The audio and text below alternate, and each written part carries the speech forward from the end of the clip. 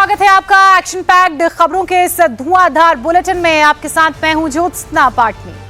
नमस्कार, आपके साथ मैं हूं मीनाक्षी जोशी। हम फिर हाजिर हैं तेवर एक्शन और ब्रेकिंग न्यूज से भरपूर बिल्कुल नया बुलेटिन लेकर।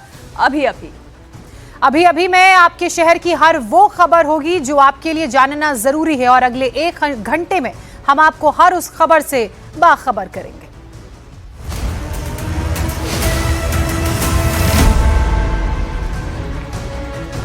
लखनऊ में अब से थोड़ी देर पहले एक ऐसा हादसा हुआ है जिसकी तस्वीरें आप देखकर दंग रह जाएंगे।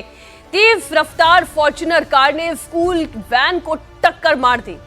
जिस वक्त ये एक्सीडेंट हुआ, इस वैन में 9 स्कूली बच्चे सवार थे। इस भीषण एक्सीडेंट में कई बच्चे घायल हो गए हैं, वैन के परखच्चे उड़ गए हैं। हादसे में एक बच्चे को बहुत गंभीर चोट आई है, ऐसी जानकारी आ रही है। 8 बच्चों को अस्पताल से छुट्टी मिल गई है। टक्कर इतनी तेज थी कि सड़क किनारे लगा हुआ खंभा तक टूट गया। फॉर्च्यूनर कार बिना नंबर प्लेट के है। पुलिस ने कार चालक को पकड़ लिया है, लेकिन गाड़ी की स्थिति आप देखिए, स्कूल वैन बिल्कुल चकनाचूर हो गई है। विशाल हमारे सहयोगी इस वक्त हमारे साथ जुड़ चुके हैं। विशाल, फिलहाल बच्चों की हालत कैसी है और आरोपी जो ये गाड़ी चला रहा था जिसने वैन में टक्कर मारी, उसको क्या पुलिस ने पकड़ लिया है?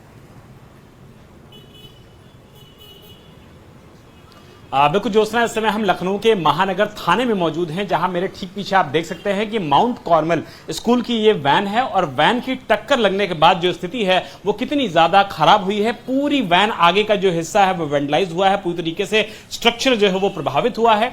आगे का जो हिस्सा होता है, इंजन होता है, ये काफी ज्यादा मजबूत माना जाता है, लेकिन टक्कर इतनी तेज थी, टक्कर इतनी जबरदस्त थी कि जो वैन के आगे का हिस्सा है उसके परकच्चे उड़ गए हैं। जो ड्राइवर के ठीक बगल वाली सीट होती है वो देखिए पूरी तरीके से प्रभावित हुई है। यानी कि जो टक्कर थी उसका इंपैक्ट था वो बहुत ज्यादा था। आगे के पूरे शीशे टूट गए हैं, अगल बगल के शीशे टूट गए हैं। और जो फॉर्च्यूनर की कंडीशन है वो भी मैं दिखा देता हूं कि किस तरीके से फॉर्च्यूनर ने स्कूली वैन को टक्कर मारी है। फॉर्च्यूनर का देखिए जो आगे का हिस्सा होता है, फॉर्च्यूनर गाड़ी काफी ज्यादा शक्तिशाली मानी जाती है और इंपैक्ट इतना ज्यादा था कि फॉर्च्यूनर के आगे का हिस्सा पूरी तरीके से खत्म हुआ है। बुरी तरीके से ये खंभे से टकराई है और खंभा, बिजली का जो खंभा होता है, अगर वो टूट जाए तो आप अंदाजा लगाइए कि टक्कर कितनी तेज थी, गाड़ी की रफ्तार कितनी तेज थी। वो तो सकुशल कहा जाएगा कि 9 बच्चे उस समय वैन में सवार थे।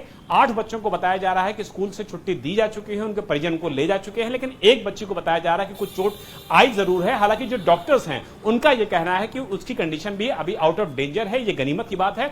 जो फॉर्च्यूनर का ड्राइवर है उसको फिलहाल पुलिस ने अपनी हिरासत में ले लिया है। पूछताछ की जा रही है कि किस कंडीशन में, इतनी तेज रफ्तार में वो गाड़ी चला रहा था। लेकिन जो सबसे गनीमत की बात है वो यही है कि हादसे में फिलहाल किसी भी बच्चे को बहुत ज्यादा चोट नहीं लगी है। 9 बच्चों में से 8 बच्चों को अस्पताल से छुट्टी दी जा चुकी है। एक बच्ची का अभी भी अस्पताल में इलाज चल रहा है, उसके हाथ में ज्यादा चोट बताई जा रही है। लेकिन फॉर्च्यूनर कार इतनी तेज रफ्तार में सुबह सुबह क्यों चल रही थी, इसकी पूरी वजह क्या है और क्या फॉर्च्यूनर कार के जो ड्राइवर है उसने कहीं कोई ड्रिंक तो नहीं कर रखा था या कोई और दूसरा इंपैक्ट तो नहीं था, इन सारे सवालों के जवाब डालने के लिए इस समय महानगर थाने में लखनऊ पुलिस आरोपी ड्राइवर से पूछताछ कर रही है और जो वैन ड्राइवर है उससे भी पूछताछ की जा रही है ताकि सीक्वेंस ऑफ इवेंट समझा सके कि एक्सीडेंट हुआ तो हुआ कैसे।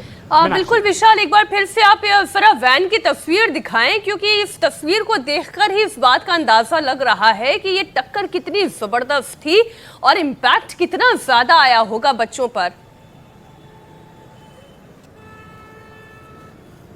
सीधी तस्वीरें दिखा देता हूं वैन की। वैन के ठीक सामने हम मौजूद हैं मीनाक्षी, जैसा भी आपने बोला कि आगे का जो हिस्सा है वो देखिए किस तरीके से क्षतिग्रस्त हुआ है। पूरा आगे का हिस्सा क्षतिग्रस्त हो गया है। जो वैन का गेट है, अगर इस गेट को आप खोलने की कोशिश करेंगे तो ये गेट पूरा खुल नहीं पाएगा क्योंकि टक्कर इतनी जोरदार थी। और इसके अलावा आप देखिए ड्राइवर की जो सीट है वो पूरी तरीके से आगे आ गई है। यानी कि जो ड्राइवर की सीट होती है, स्टीयरिंग होती है, ये पूरी तरीके से प्रभावित हुई है। और वैन का जो आगे का हिस्सा है, जो को ड्राइवर और ड्राइवर का हिस्सा होता है, ये पूरी तरीके से मिल गया है। सारे शीशे टूट गए हैं। तो आप अंदाजा लगाइए कि जो बच्चे अंदर सवार रहे होंगे उनको कितना ज्यादा इंपैक्ट रहा होगा, उनको कितनी ज्यादा चोट लगी होगी। लेकिन गनीमत यही है कि इतनी जबरदस्त टक्कर के बावजूद, इतनी तेज रफ्तार के बावजूद कि फॉर्च्यूनर गाड़ी का आगे का हिस्सा खत्म होता है, मौके पर जो बिजली का खंभा होता है वो पूरी तरीके से टूट जाता है। बावजूद इसके अगर 8 बच्चे अभी तक अस्पताल से छुट्टी कर दिए जा चुके हैं तो ये गनीमत ही कही जाएगी कि इस एक्सीडेंट में इंपैक्ट के बावजूद बच्चों को ज्यादा चोट नहीं लगी है। हालांकि एक बच्ची के बारे में बताया जा रहा है। बिल्कुल आप ठीक कह रहे हैं, वाकई में ये कृपा ही रही भगवान की कि इतने भयानक एक्सीडेंट के बाद सभी बच्चे सकुशल हैं। 8 बच्चों को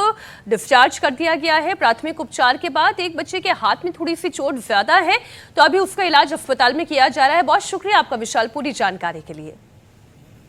और अभी मैं आइए अब अगली बड़ी खबर का रुख करते हैं। खबर बरेली से है। हिंसा के बाद पहला जुमा बरेली में आज है और किस तरह का माहौल है वो आपको बताते हैं। जुमे की नमाज, बरेली में क्यों इतना तनाव?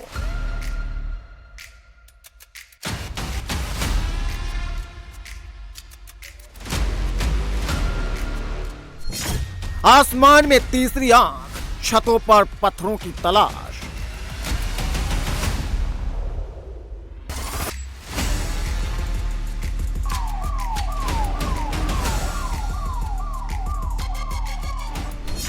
ड्रोन की पैनी नजर, मत करना जरा सी भी गदर।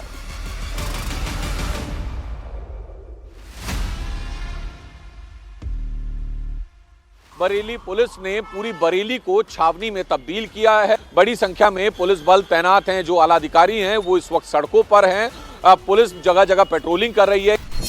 हाई डेफिनेशन कैमरे, मुस्तैद 8000 पुलिस वाले।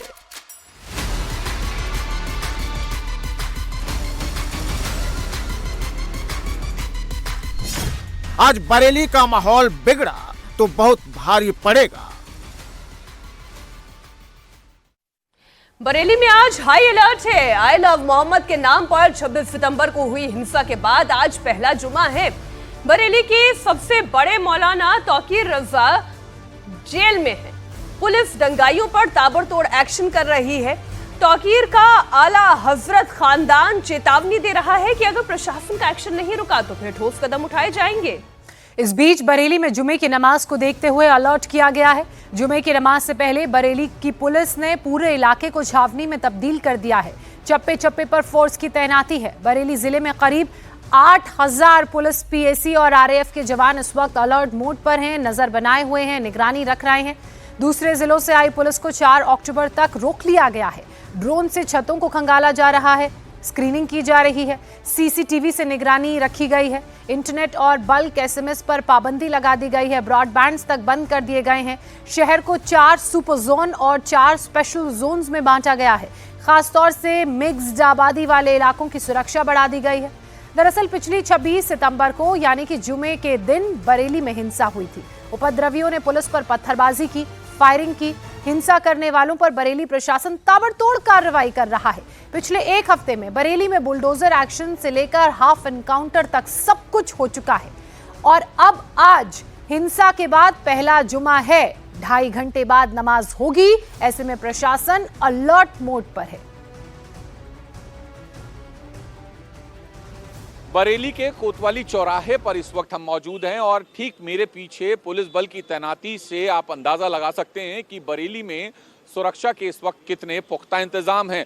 तमाम जो पुलिस बल है, जो पीएसी के जवान हैं, वो अपने एंटी रॉयड गियर पहनकर जो है इस वक्त सड़कों पर हैं ताकि किसी भी तरीके से कोई भी शख्स जो है बरेली की कानून व्यवस्था में सेंध ना लगा सके। तमाम जो सुरक्षा है वो पुख्ता की गई है। तकरीबन 8 से 9000 पुलिस बल की जो है तैनाती की गई है। 9 जिलों के पुलिस को जो है यहाँ पर तैनात किया गया है। जो बरेली मंडल और मुरादाबाद मंडल के जिले हैं वहाँ की पुलिस को तैनात किया गया है। तमाम जो आलाधिकारी हैं वो एक एक पल की जो है उसको मॉनिटरिंग कर रहे हैं। इसके साथ साथ सोशल मीडिया के लिए एक अलग से सेल बनाया गया है, एक कंट्रोल रूम बनाया गया है सुरक्षा के मद्देनजर। साथ ही साथ जो ड्रोन कैमरे हैं उनसे जो है नज़र रखी जा रही है ताकि भीड़ कहीं गैदर तो नहीं हो रही, इकट्ठा तो नहीं हो रही, उसको देखा जा सके। और इसके अलावा जो धर्म गुरु हैं उन लोगों ने भी अपील की है कि किसी भी तरीके से नमाज पढ़ने के बाद लोग एक जगह इकट्ठे ना हों और नमाज पढ़ने के बाद सीधा अपने अपने घरों की तरफ जाएं। तो तस्वीरें आप देख रहे हैं, जो बरेली के एसएसपी हैं वो इस वक्त खुद पेट्रोलिंग कर रहे हैं। तमाम जो पुलिस बल है वो यहाँ पर मौजूद है और आप देखिए कि अब मूवमेंट यहाँ से हो रही है। कारण है कि आज हिंसा के बाद बरेली में पहली जुम्मे की नमाज होगी, तो लिहाजा सुरक्षा के यहाँ पर पुख्ता इंतजाम पुलिस और प्रशासन की तरफ से किए गए हैं ताकि कोई भी माहौल बिगाड़ने की कोशिश ना करें। एहतियात बरतते हुए 4 तारीख तक जो है इंटरनेट और एसएमएस की सेवाओं पर भी रोक लगाई गई है।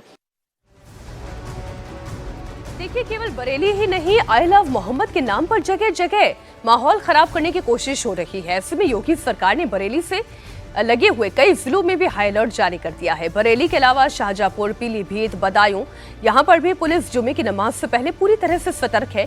कहीं कोई कमी ना रह जाए, कहीं कोई दंगा ना भड़के, इसके लिए पूरी तैयारी की गई है। बरेली में सुरक्षा के पुख्ता इंतजाम किए गए हैं। हमारे साथ बात करने के लिए बरेली के एसएसपी हैं अनुराग आर्या। अनुराग सर, क्या कुछ व्यवस्था की गई है? जुम्मे की नमाज भी है, विजयदशमी का जुलूस भी है। आज हम लोगों ने पूरे जो शहर का एरिया है उसको 4 सुपर जोन्स में और 4 स्पेशल जोन्स में डिवाइड करके जो हमारे एसपी रैंक के एडिशनल एसपी सीओज हैं उनकी का डिप्लॉयमेंट किया है। लगभग 8000 की पुलिस फोर्स हम लोगों ने डिप्लॉय की है पूरे जनपद में। जनपद के जो बॉर्डर्स हैं वहाँ पे भी पुलिस का डिप्लॉयमेंट है। सादे कपड़ों में पुलिस बल का डिप्लॉयमेंट किया गया है इंटेलिजेंस गैदरिंग के लिए। ड्रोन के लिए अलग अलग टीमें लगाई गई हैं ड्रोन से निगरानी करने के लिए। खुद जो हमारे स्ट्रेटेजिक पॉइंट्स हैं वहाँ पे रूफटॉप ड्यूटियाँ भी डिप्लॉय की गई हैं। लोगों से लगातार संवाद स्थापित करते हुए ये सामाजिक संगठनों ने भी अपील की है, धर्मगुरुओं ने भी अपील की है कि लोग सामान्य रूप से जहाँ पे नमाज़ पढ़ते हैं वहाँ नमाज़ पढ़ें और उसके बाद अपने घर वापस जाएं।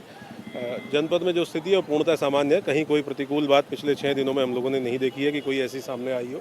फिर भी हम लोग सतर्क हैं और पूरा पुलिस बल का डिप्लॉयमेंट आपने देखा है कि कमरबंदी की स्थिति में पूरा जो पुलिस बल है एंटी राइट गियर के साथ और जो उनके पास हेलमेट, डंडा, बॉडी प्रोटेक्टर है उसके साथ डिप्लॉय किया गया है।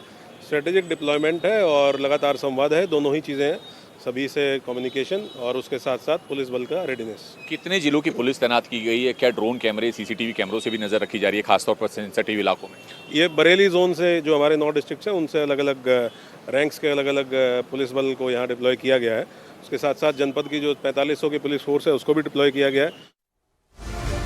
एसएसपी बरेली को आप सुन रहे थे। किस तरह से पुलिस का डिप्लॉयमेंट है, क्या खास व्यवस्था की गई है, कहां कहां से पुलिस के जवान आए हैं, वो सब बताया। वहीं आई लव मोहम्मद के नाम पर सियासत तेज हो गई है। ओवैसी ने मोदी और योगी सरकार पर हमला बोला, कहा कि भारत में आई लव मोदी तो बोल सकते हैं लेकिन आई लव मोहम्मद बोलने पर पाबंदी है, मुसलमानों पर जुल्म हो रहा है। सुनिए। देश में आई लव मोदी बोल सकते बट आई लव मोहम्मद सल्लल्लाहु अलैहि वसल्लम नहीं बोल सकते। कहां लाके जाएंगे इस मुल्क को आप? आई लव मोदी बोलो, कोई इतराज नहीं, पोस्टर लगाओ, खुश हो जाएंगे। मीडिया के लोग 10 आके बोलेंगे और एक 10 बुरखा पोश खवातीन को रखो, एक 3-4 को रखो, दाढ़ी टोपी, देखो ये लोग लेके चल रहे। मगर अगर वही लोग आई लव मोहम्मद सल्लल्लाहु अलैहि वसल्लम बोले, नहीं नहीं नहीं ये ठीक नहीं। क्या करना चाह रहे आप इस देश का? अगर मैं मुसलमान हूं तो मोहम्मद सल्लल्लाहु अलैहि वसल्लम की वजह से मुसलमान हूं। मैं कुछ है ही नहीं उससे आगे और पीछे, कुछ भी नहीं है। वो बोले जन्नत, मैं बोला है। वो बोले जहन्नम, मैं बोला है। वो बोले कुरान अल्लाह कलाम मुझ पे उतरा, हम बोले आमीन, हम मानते उसको। अब आप बोल रहे ये भी नहीं। क्या करना चाहते आप? 17 करोड़ की जनता भारत में रहती है जो मुल्क की आजादी में हिस्सा लिए थे। ये यकीनन हम बोलेंगे कि तशद्दुद नहीं होना चाहिए, वायलेंस के हम कंडेम करते। मगर आपका प्रधानमंत्री आपका पोस्टर लगाएंगे तो खुश, और मैं अपने नबी का, रसूल का पोस्टर लगाऊंगा तो क्या कर रहे? वीडियोज आ रहे हैं कि पुलिस लाठीचार्ज करी, तो ये कैसे दुकान वाले हैं जो पुलिस वालों पर फूल बरसा? हमारे सहयोगी कुमार सोनू इस वक्त बरेली से लाइव जुड़ गए हैं। आज जुमे का दिन है, लोगों के मन में एक तरीके का डर जरूर होगा या फिर एक संशय जरूर होगा कि क्या आज सब कुछ शांति से निपट जाएगा? क्या तैयारी है प्रशासन की? देखिए, पूरी बरेली को 4 सुपर जोन और 4 स्पेशल जोन में बांटा गया है। ये 4 सुपर जोन जो हैं वो मोस्ट सेंसिटिव इलाके हैं जहां पर एसपी रैंक के अधिकारी को जो है कमान दी गई है एक एक जोन की। इसके अलावा जो स्पेशल जोन हैं वो थोड़े कम सेंसिटिव हैं जहां पर मिक्स पॉपुलेशन है। तो यहाँ पर एडिशनल एसपी रैंक के अधिकारी को कमान दी गई है एक एक जोन की। इसके अलावा 8000 से ज़्यादा पुलिसकर्मियों की तैनाती, सीसीटीवी, ड्रोन कैमरों की तैनाती, एक अलग से मॉनिटरिंग सेंटर बनाया गया है। जो एसएसपी हैं जिले के वो डीआईजी वो खुद पेट्रोलिंग कर रहे हैं लगातार। तमाम जो पुलिस बल और पीएसी के जवान हैं वो एंटी रॉइड गियर पहनकर जो है इस वक्त सड़कों पर हैं ताकि कहीं पर भी किसी भी तरह से कोई भी तनाव पैदा ना हो। उसी तरह जो है पुलिस और प्रशासन के कहने पर जो है तमाम जो धर्म गुरु हैं, चाहे वो हिंदू धर्म गुरु हो या मुस्लिम धर्म गुरु हैं, उनकी तरफ से एक अपील भी की गई। खासतौर पर मुस्लिम धर्म गुरुओं की तरफ से ये कहा गया है कि वो जो भी नमाज पढ़ने के लिए, जुम्मे की नमाज पढ़ने के लिए मस्जिद में जा रहे हैं, वो नमाज पढ़ने के बाद वापस अपने घरों की तरफ लौट जाएं, कहीं पर भी इधर उधर इकट्ठा ना हो। धारा 163 जो है वो लागू की गई है ताकि 4 लोगों से ज्यादा की गैदरिंग ना हो। इसके अलावा जो है एंटी सोशल एलिमेंट पर जो है खासतौर पर नजर रखी जा रही है। जो लोकल और एहतियातन तमाम वो कदम उठाए गए हैं जिनसे किसी भी तरह की अप्रिय घटना अगर यहाँ घटती है तो उस माहौल से बचा जा सके। कुमार सोनू, एक एक तस्वीर लगातार हमारे दर्शक जो आप भेज रहे हैं बरेली से वो भी देख रहे हैं। इसी बीच बरेली हिंसा से जुड़ी एक और बड़ी खबर दर्शकों को बता दें। बरेली हिंसा मामले में गिरफ्तार मौलाना तौकीर रजा की जुडिशियल कस्टडी आज खत्म हो रही है। तौकीर रजा को आज कोर्ट में पेश किया जाएगा। माहौल को देखते हुए तौकीर रजा की पेशी फिजिकली नहीं बल्कि वीडियो कॉन्फ्रेंसिंग के जरिए होगी, वर्चुअल पेशी होगी। तौकीर रजा को बरेली में दंगा भड़काने के आरोप में गिरफ्तार किया गया था। बरेली मामले में 10 एफआईआर कुल दर्ज हुई हैं जिनमें 180 नामजद और 2500 अज्ञात का नाम शामिल है। 3 आरोपियों का हाफ एनकाउंटर हो चुका है। 80 से ज्यादा आरोपी गिरफ्तार किए जा चुके हैं और कई ऐसे आरोपी गिरफ्तार किए गए हैं जो तौकीर रजा के करीबी बताए जा रहे हैं। अभी में अब बात होगी उत्तर प्रदेश के प्रतापगढ़ की, जहां पर कुंडा सीट से विधायक राजा भैया एक बार फिर से जबरदस्त चर्चा में हैं। राजा भैया ने दशहरे के मौके पर पत्नी भानवी सिंह के आरोपों का अपने तरीके से जवाब दिया। दशहरे के मौके पर राजा भैया ने कुंडा के बेंती महल में अस्त्र शस्त्र दोनों सजा दिए और फिर पूजा भी की।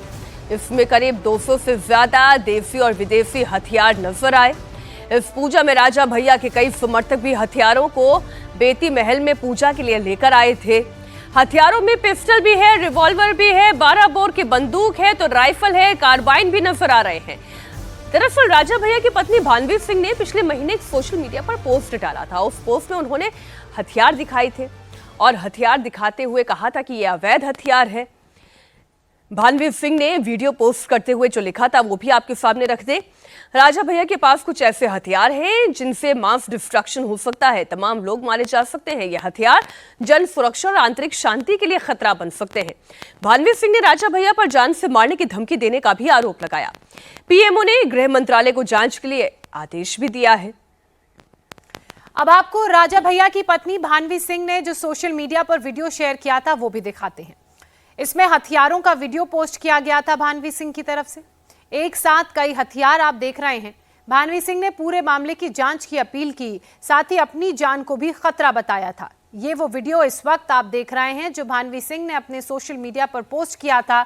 ना सिर्फ इन हथियारों को मास डिस्ट्रक्शन के हथियार बताया बल्कि अपनी जान की भी बात रखी और कहा कि उनकी जान को भी खतरा हो सकता है। अभी मैं आपको अगली बड़ी खबर बता दें। मध्य प्रदेश की राजधानी भोपाल से यह खबर आ रही है जहां एक होटल से मुस्लिम लड़के को हिंदू लड़की के साथ पकड़ा गया, जिसके बाद जमकर बवाल हो गया। हबीबगंज थाना क्षेत्र में हिंदू संगठनों ने मुस्लिम जिम ट्रेनर और हिंदू युवती को पकड़ा। इसके बाद हिंदू संगठनों ने उसकी जमकर पिटाई की। जिम ट्रेनर को लेकर पुलिस थाने पहुंची। हिंदू संगठनों ने थाने में भी जमकर हंगामा किया। हालांकि लड़की ने एफआईआर करने से मना कर दिया है। बताया ये जा रहा है कि मुस्लिम युवक भोपाल के एक फिटनेस सेंटर में काम करता है। हिंदू संगठन जब इस जगह पहुंचे तो उन्होंने दोनों को पकड़ लिया, लड़के की पिटाई कर दी और इसको लेकर तमाम तरह का बवाल भी हुआ। फांसी दो, फांसी दो, फांसी दो, फांसी दो, फांसी दो, फांसी दो, फांसी दो, फांसी दो, फांसी दो, फांसी दो, फांसी दो, फांसी दो। भोपाल में दशहरा के दिन हिंदू संगठनों ने एक और मामले का खुलासा किया। दूसरे मामले में अफजल नाम के एक शख्स को भोपाल के हबीबगंज इलाके के होटल से हिंदू युवती के साथ पकड़ा। हंगामे के बीच लड़की होटल से गायब हो गई, लेकिन लड़के को पुलिस ने हिरासत में ले लिया। तस्वीरें आपके सामने हैं। हमारे सहयोगी अनुराग अमिताभ जुड़े हुए इस खबर पर। मामला क्या है पूरा, अनुराग? देखिए, कल दशहरे के दिन 2 बड़े धमाके हुए, अगर ये कहे तो गलत नहीं होगा, क्योंकि 2 अलग अलग मामलों में हिंदू संगठनों ने होटल में एक तरीके से कहे तो रेड मारी और वहां पर जो मुस्लिम लड़के थे उनको हिंदू युवतियों के साथ पकड़ा। पहला मामला जो था वो एक जिम ट्रेनर का मामला था जो जिम में ट्रेनिंग के दौरान पहचान हुई और सूत्र बताते हैं कि नाम बदलकर उसने पहचान की थी। हालांकि लड़की ने एफआईआर करने से मना कर दिया।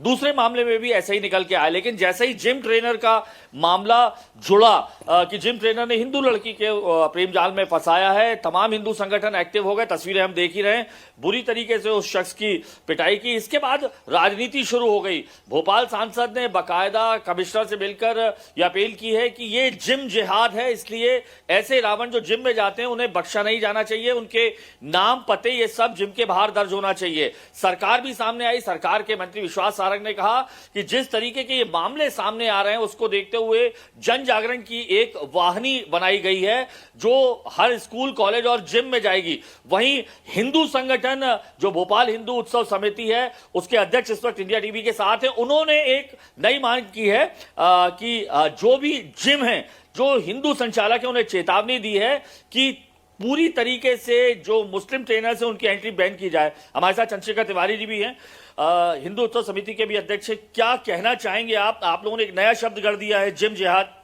देखिए, ये तो है, हम तो पहले से कह रहे हैं, जिम जिहाद, लव जिहाद, शिक्षा जिहाद, लैंड जिहाद, थूक जिहाद, मूत्र जिहाद, सारे जिहाद सिर्फ हिंदुओं को अपमानित करने के लिए जो काम करना है वो जिहाद हमें करना है। क्योंकि जब हिंदू इनके में हिंदू जब काफिर कहला रहा है तो ये तो कुछ भी करने के लिए तैयार है ना।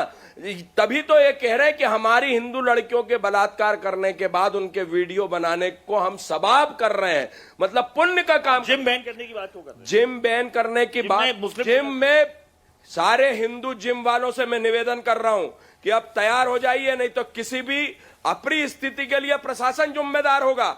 अगर किसी भी जिम में मुस्लिम पाया जाएगा और जिम में कोई अप्रिय, लेकिन सवाल तो ये भी पूछा जाना चाहिए कि इन्हें पुलिस वाले रोल में आने के लिए क्या पुलिस ने कहा था या फिर इन्होंने अपनी मर्जी से ही ये कदम उठाया।